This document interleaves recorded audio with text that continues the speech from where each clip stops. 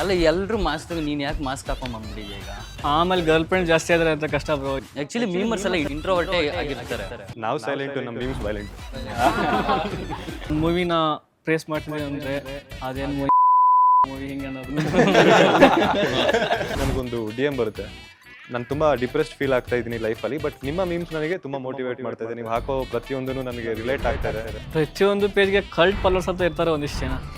ಅವರು ಹೆಂಗಂದ್ರೆ ನಾವು ಏನು ಮಾಡಿದ್ರು ಬಾ ಎಲ್ಲೋದ್ರಿ, ಯಾಕೆ ಏನಾಯ್ತು? ಕೆಲವರು ತುಂಬ ಕೇಳುವಂಥ ಕ್ವಶನ್ ಏನಂತ ಅಂದರೆ, ಯಾಕೆ ನಿಮ್ಮ ಪೇಜ್ ಎಲ್ಲೋ ಕಲರ್ ಇದೆ, ನೀವು CSK ಫ್ಯಾನ್? ನಿಮ್ಗೆ ಯಾರೋ ಬಾಯ್ ಫ್ರೆಂಡ್ ಆಗಲಿ ಗರ್ಲ್ ಫ್ರೆಂಡ್ಸ್ ಇದ್ದಾರಾ? ನಮಗೆಲ್ಲ ಯಾರಿಗೂ ಗೊತ್ತಾರ ಬ್ರೋ. ಈಗ ಹೇಳ್ಕೊಂಡೆ ಊರನ್ನೆಲ್ಲ ಪಟಾಯಿಸಿದೆ.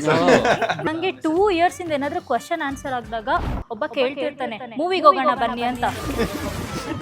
ನನ್ಗೊಂದ್ಸರಿ ಬಂದಿದ್ದು DM ಹೆಂಗೆ ಅಂದರೆ, ನಿಮ್ಮಲ್ಲಿ ಕಂಪ್ಲೇಂಟ್ ಕೊಡ್ತೀನಿ ಅನ್ನೋದು ಒಂದು ಬಂದಿದ್ದು. ಏನಕ್ಕೆ ಅಂದರೆ, ಪ್ರತಿ ಪೋಸ್ಟಿಂದ ನಾನು ಮನ್ಸು ಕದೀತೀರಾ. ನಾನು ನಮ್ಮ ಗೊಂಬೆ ನಾಡಿನ ಹುಡುಗಿ ಖುಷಿ, ಅದಕ್ಕೆ ಗೊಂಬೆ.